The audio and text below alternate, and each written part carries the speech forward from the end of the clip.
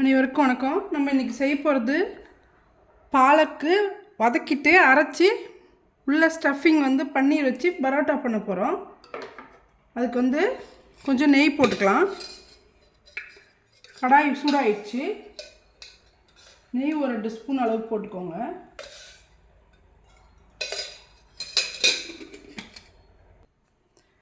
நெய் சூடானதும் ஒரு 1/2 ஸ்பூன் அளவுக்கு ஜீரகம் சூடானது கொஞ்சமாக பெருங்காயம் போட்டுக்கோங்க. நல்லா டேஸ்ட்டாக இருக்கும் இது சப்பாத்தி. இஞ்சி பூண்டு ஒரே ஒரு பச்சை மிளகா அதையும் இதிலே போட்டுக்கலாம். நல்லா வதக்கிட்டு இந்த கீரையும் போட்டு நல்லா வதக்கிட்டு அரைச்சி சப்பாத்தி மாதிரி பண்ணிக்கலாம்.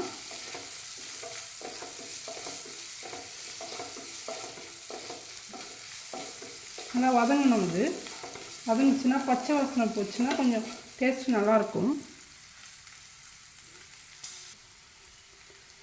கொஞ்சம் வதங்கிடுச்சு. இந்த டைமில் நம்ம இந்த கீரையை போட்டுக்கலாம். இந்த கீரை போட்டவுடனே இந்த நல்லா தண்ணி விடும். நல்லா வதக்கினா அதுக்கப்புறம் மசாலா உப்பு போட்டுக்கலாம்.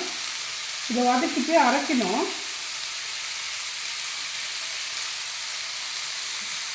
நல்லா வதக்கிக்கோங்க.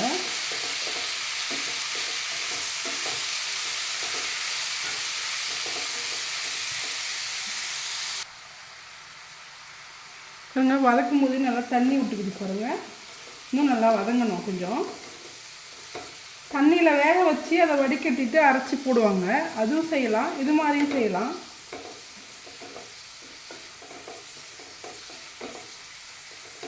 கொஞ்சம் நல்லா வதங்கிட்டு இருக்கட்டும். இதில் நம்ம மசாலாலாம் ஆட் பண்ணிக்கலாம்.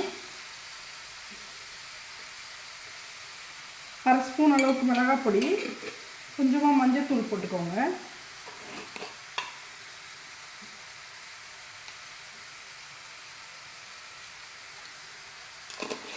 இதில் கொஞ்சம் உப்பு போட்டுக்கலாம். உப்பு கொஞ்சமாக போட்டுக்கோங்க. வேணும்னா மாவில் போட்டுக்கலாம். இது நல்லா வதக்கிட்டு இது நல்லா ஆற வச்சுட்டு அரைச்சிட்டு வந்துடணும் மிக்ஸி ஜாரில். அதுக்கப்புறம் தான் சப்பாத்தி மாவு பிசையணும். நல்லா வதங்கட்டும்.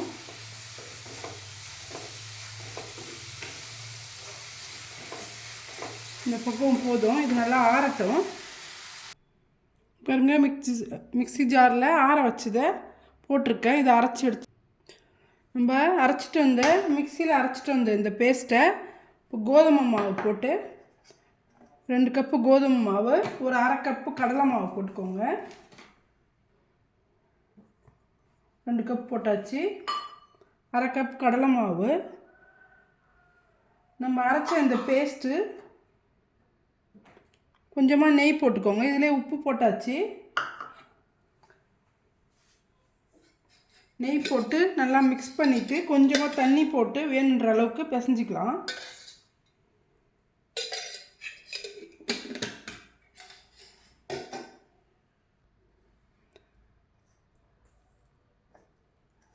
இது பிசைஞ்சிட்டு கொஞ்சம் ஒரு 1/2 ஹவராவது ஊறணும். மாவு ஊறிச்சுன்னா நல்லா டேஸ்ட்டாக இருக்கும்.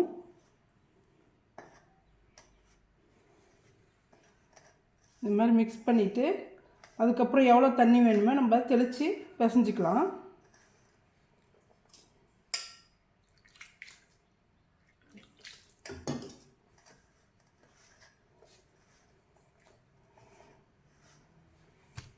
இன்னும் கொஞ்சம் தண்ணி போடணும். போட்டு நல்லா கெட்டியாக பிசைஞ்சிக்கோங்க. இது மாதிரி பிசைஞ்சிட்டு இது மேலே கொஞ்சம் லைட்டாக ஆயில் அப்ளை பண்ணி கொஞ்சம் நேரம் ஊற வச்சுருங்க. இதை மூடிடலாம்.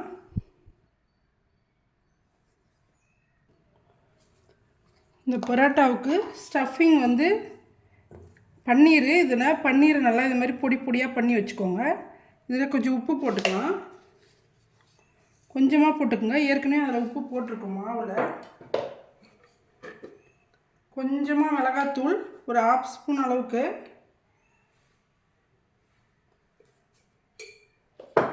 கொஞ்சம் கரம் மசாலா தூள் போட்டுக்கோங்க.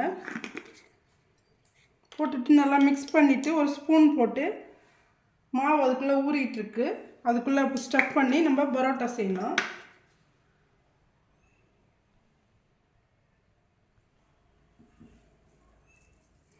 இது மாதிரி நல்லா மிக்ஸ் பண்ணிவிடுங்க.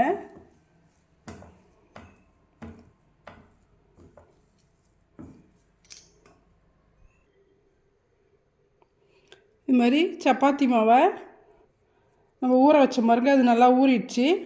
இந்த மாதிரி கிண்ணம் மாதிரி செஞ்சுட்டு இதுக்குள்ளே பன்னீர் ஸ்டஃப் பண்ணி இதை மூடிடணும். மூடிட்டு சப்பாத்தி மாவு மாதிரி நம்ம உருட்டிக்கணும்.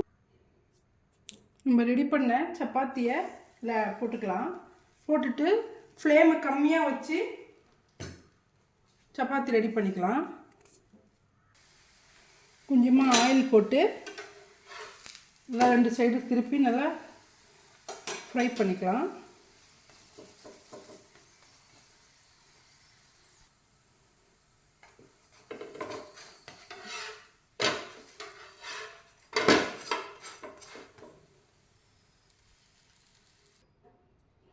சுவையான பாலக் பன்னீர் பரோட்டா ரெடி ஆகிடுச்சு. இந்த வீடியோ பிடிச்சிருந்தா லைக் பண்ணுங்கள், ஷேர் பண்ணுங்கள், கமெண்ட் பண்ணுங்கள், சப்ஸ்கிரைப் பண்ண மறக்காதீங்க. நன்றி. அனைவருக்கும் வணக்கம். நம்ம இப்போ செய்ய போகிறது பகாரா ரைஸ். அது வந்து ஆந்திரா ஸ்பெஷலு. அதுக்கு வெண்ணெய் போட்டுக்கலாம். வெண்ணெய் இல்லைன்னா நெய் போட்டுக்கோங்க, நல்லா டேஸ்ட்டாக இருக்கும்.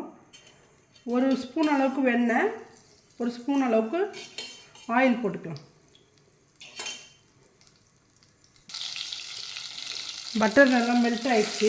இந்த டைமில் நம்ம எல்லா ஹோல் கரம் மசாலா, பட்டை, லவங்கம் எல்லாமே போட்டுக்கலாம். ஒரு 2 பீஸு போட்டுட்டு இதிலே ஒரு 10 முந்திரி பருப்பு, அது நல்லா கலர் சேஞ்ச் ஆகட்டும். 2 ஆனியன் கட் பண்ணி போட்டுக்கலாம்.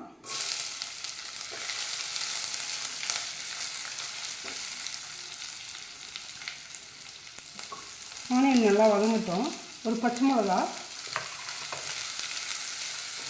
ரைஸ் முன்னாடியே ஒரு 1/2 hour முன்னாடியே ஊற வச்சு வடிகட்டி வச்சுருக்கேன். பாஸ்மதி ரைஸு. தண்ணி 1க்கு 2 கொதிக்க வச்சுக்கலாம். குக்கரில் ஒரே ஒரு விசில் தான்.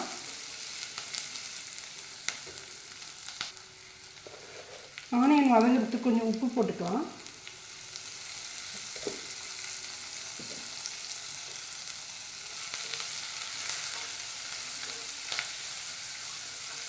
வதங்கிடுச்சு. இந்த டைமில் 2 தக்காளியை கட் பண்ணி போட்டுக்கலாம்.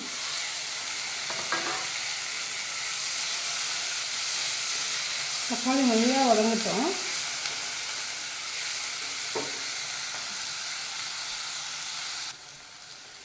நல்லா வதங்கிட்டு இருக்கு. இந்த டைமில் ஒரு 3/4 ஸ்பூன் அளவுக்கு இஞ்சி பூண்டு பேஸ்ட்டு, 2 ஒரே ரேஷியோவில் அரைச்சது, அதையும் நல்லா வதக்கிக்கோங்க. மசாலா 1/2 ஸ்பூன் மிளகாத்தூள், மஞ்சப்பொடி, கொஞ்சமாக கரம் மசாலா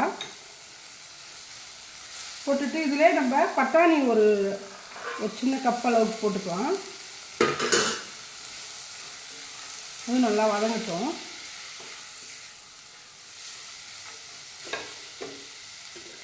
ஒரு கைப்பிடி அளவுக்கு புதினா, கொத்தமல்லி தழை கட் பண்ணி வச்சுருக்கேன், அதுவும் போட்டுக்கணும்.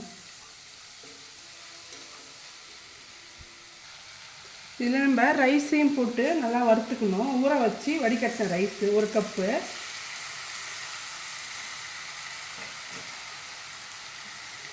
ரைஸை மெதுவாக நம்ம இப்படி கலரி விட்டுக்கிட்டே இருக்கணும். ஊறினதுன்றதால நம்ம ரொம்ப கிண்ட முடியாது, உடஞ்சிரும் ரைஸு.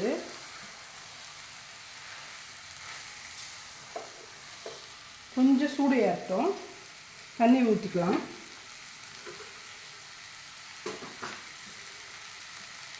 தண்ணி ஊற்றிட்டு அதிலே உப்பு காரம்லாம் டேஸ்ட்டு பார்த்துக்கோங்க. லெமன் ஒரு 2 ஸ்பூன் அளவுக்கு போட்டுக்கலாம்.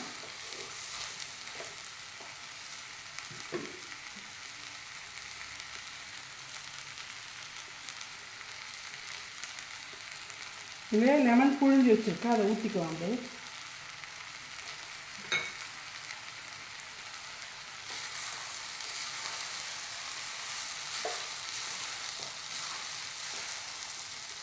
போதும். இதில் தண்ணி கொதிக்க வச்சுருக்கேன், அதை ஆட் பண்ணிக்கலாம். ஒரே ஒரு விசில் தான் குக்கரில், அதிகமாக வைக்கக்கூடாது, வச்சா குழஞ்சிடும் ரைஸு.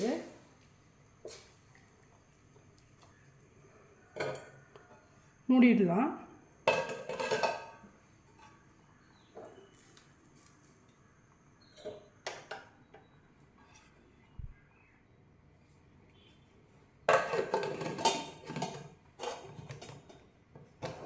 ஸ்டீம் வரட்டும், அப்புறம் வெயிட் வச்சுக்கலாம்.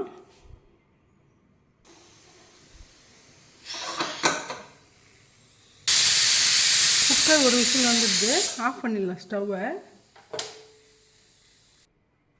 ரெடி ஆகிடுச்சான்னு பார்க்கலாம். ரைஸ் நல்லா ரெடி ஆகிடுச்சு. பாருங்கள், ஒரே விசில் தான் வைக்கணும். பொல பொலன்னு ஆகிடுச்சு பாருங்கள்.